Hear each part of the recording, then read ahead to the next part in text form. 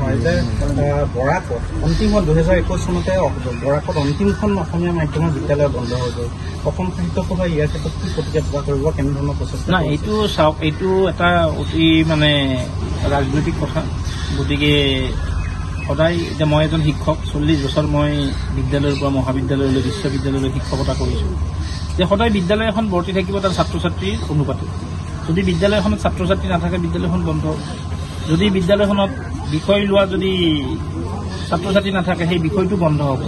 গতিকে পৰ্যায়ক্ৰমে আমাৰ বৰাকত অসমীয়া বিষয় অধ্যয়ন কৰা ছাত্ৰ ছাত্ৰীৰ সংখ্যা কমি আহিছে আৰু কমি অহাৰ ফলশ্ৰুতি স্বৰূপে আমাৰ যি তাত মানে অসমীয়া বিষয়টো তাত লাহেৰে নাইকিয়া হৈছে। মই ধুবুৰীত থাকোঁ, গতিকে ধুবুৰীত অসমীয়া ভাষাৰ পৰিসৰটো বাঢ়িছে। গতিকে আগত ধুবুৰীৰ যিবিলাক বাংলা মাধ্যমৰ বিদ্যালয় আছিল সেইবিলাক বন্ধ হৈ অসমীয়া মাধ্যমলৈ ৰূপান্তৰ হৈছে। সেইটোতো ক'ব লাগিব আমি। গতিকে আমাৰ সদায় এটা সচেষ্ট দৃষ্টিভংগী গ্ৰহণ কৰিব লাগিব আৰু আমি সদায় এটা কথাই কৈ আহিছোঁ যে মাধ্যম কি হৈছে এইটো চাবলগীয়া কথা নহয়। ইংৰাজী মাধ্যমতে পঢ়িছে নে বাংলা মাধ্যমতে পঢ়িছে নে হিন্দী মাধ্যমতে পঢ়িছে, কিন্তু অসমৰ যিটো সংযোগী ভাষা লিংগুৱা ফ্ৰাংকা বুলি কোৱা হৈছে, জাতি জনগোষ্ঠী সকলোৰে সংযোগী ভাষা অসমীয়া ভাষাটো, এই ইংৰাজী মাধ্যমৰে বিদ্যালয় হওক বা কিবাই হওক, যে প্ৰত্যেকতে অসমীয়া ভাষাটো মানে শিকাৰ প্ৰতি চৰকাৰে নজৰ দিয়াটো উচিত আৰু অসমীয়া ভাষাটো শিকাৰ প্ৰতি বাধ্যতামূলক কৰাটো উচিত। আৰু ইয়াৰ জৰিয়তে আমাৰ এক সমন্বয় সম্প্ৰীতিৰ বাৰ্তা বহন কৰিছে। আৰু মই সদায় এটা কথাই কৈছোঁ যে জাতি থাকিলে, ভাষা থাকিলে, আমাৰ সাংস্কৃতিক পৰম্পৰা থাকিলেহে ৰাজনীতি হ'ব।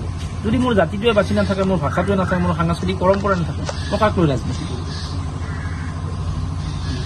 আগবাঢ়ি যাব লাগিব। গতিকে বিদ্বেষেৰে নহয়, সমন্বয় সম্প্ৰীতিৰে শ্ৰদ্ধাৰে আমাৰ জাতীয় জীৱনক আমি আগবঢ়াব লাগিব। ভাষা সাহিত্য সংস্কৃতিৰ আমি বিকাশ সাধন কৰিব লাগিব। এই কথাই মই অসম সাহিত্য সভাৰ প্ৰধান সম্পাদক হিচাপে এই বাৰ্তাকে মই দিব বিচাৰিছোঁ। আৰু জুৰীয়াবাসী ৰাইজক সদায় আমাৰ জাতীয় জীৱনৰ লগত আমি অংশগ্ৰহণেৰে আমি বৃহত্তৰ অসমীয়া জাতি গঠন আৰু ভাষা সাহিত্য সংস্কৃতিৰ বিকাশৰ কাৰণে আহ্বান জনাইছোঁ। আৰু এই ক্ষেত্ৰত নগাঁও জিলা সাহিত্য সভায়ো সঠিক পদক্ষেপ গ্ৰহণ কৰি আগত দিনত আমাৰ জাতীয় জীৱনক আগবঢ়াই লৈ যোৱাৰ প্ৰয়াস কৰিব। খবৰ মানেই এনি লাইভ 24/7 আৰু এনি লাইভ ডিজিটেল।